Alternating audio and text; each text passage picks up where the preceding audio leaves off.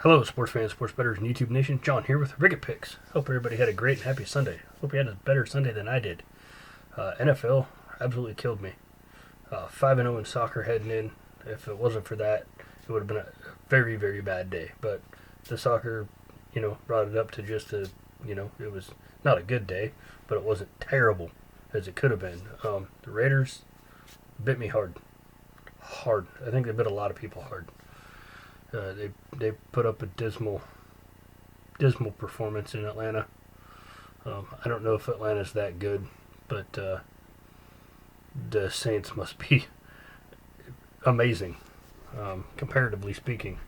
But Saints blasted Denver today. Denver set a precedent, said, hey, just because we got players missing from COVID because they made wrong decisions, we're taking the field.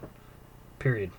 I tip my hat to that. That's a organization stepping up and saying, we got to do this, we're going to do it. We're not going to just, we'll play our game next Thursday.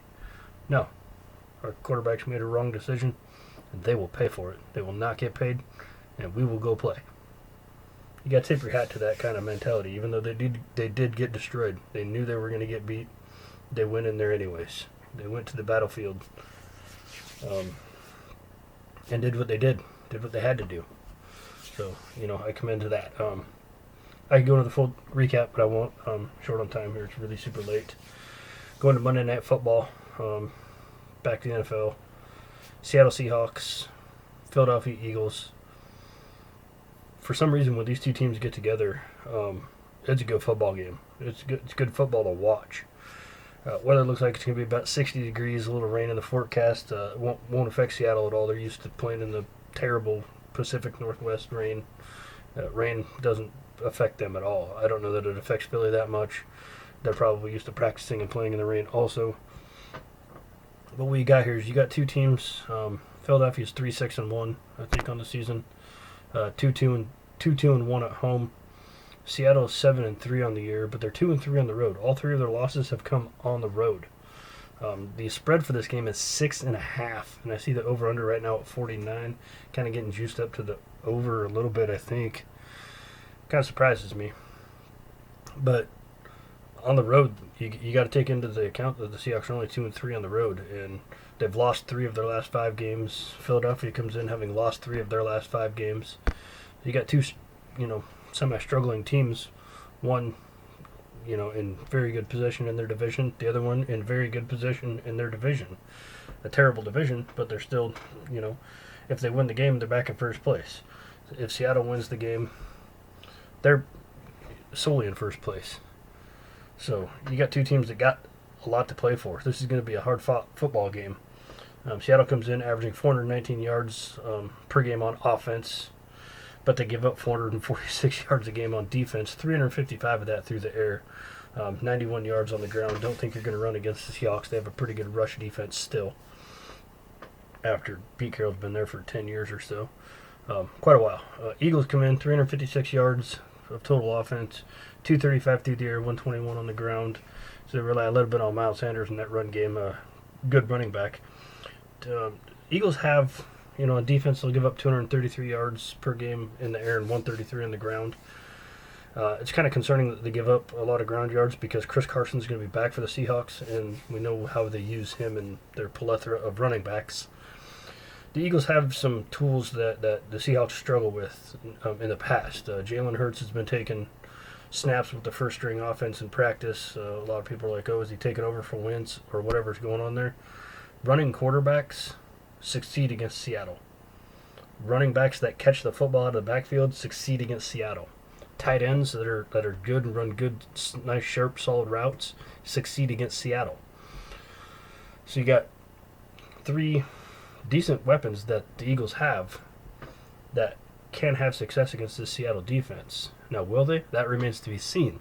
But the potential is there for them to have a little bit of success against the Seahawks defense. This game's going to be hard fought. The last 2 times these teams have played in Philly, the final score has been 17-9. Seahawks have won both those games. The game before that was 24-10. Last 3 times these guys have played, the average score has been 19-9. Like 19.33 to 9.33. Very low scoring. Very, very low scoring. A lot of people think this is going to be a mid-20 shootout. I don't think I don't see that happening, especially if the weather gets bad and it starts raining a whole bunch. Both these teams will run the football. They'll ground and pound. They'll try. Wentz will turn the ball over. Wilson's been turning the ball over more lately, so you have that potential there. And, if that football gets greasy at all, you got fumbles. I can see this game being a defensive battle on both sides. I can see a struggle to score points on both sides. With that being said, DK Metcalf, Russell Wilson, Tyler Lockett, they can go off anytime and hang the 40 themselves. But I don't see that happening. I see this being a fairly low-scoring game. So your official Ricketts Gridiron Pop pick for this game is going to be the Seahawks, Philadelphia Eagles, under 49. Right now it sits at minus 115, so we're going to put $40 on that, and that's what we're going to roll with.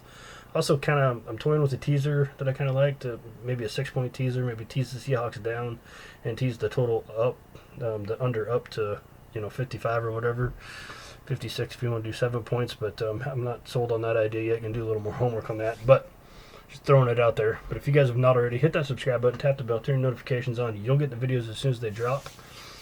We'll turn things around this week. We'll start winning. Got a lot of football action going on this week. Got a lot of basketball. NCAA basketball's back, so pretty happy about that. And I'm still killing it in soccer. If it wasn't for soccer, it would have been a really bad day. But 5-0 in soccer helped. That helped the NFL thrashing. I did have 2 late NFL wins. I had a 3-team teaser: the Saints, Packers, and Browns, Jaguars. I teased the under on that, but it went to 55.5, so we came in just below that in that game. It was 52. I had the Saints -9, Packers -0.5. They blew out the Bears. And then had a player prop bet, Rodgers, 3 touchdowns or more. That was at plus 152, so we hammered that home. But with all that being said, hope you guys have a wonderful Monday. Thank you very much for watching this video. And most importantly, good luck with your bets.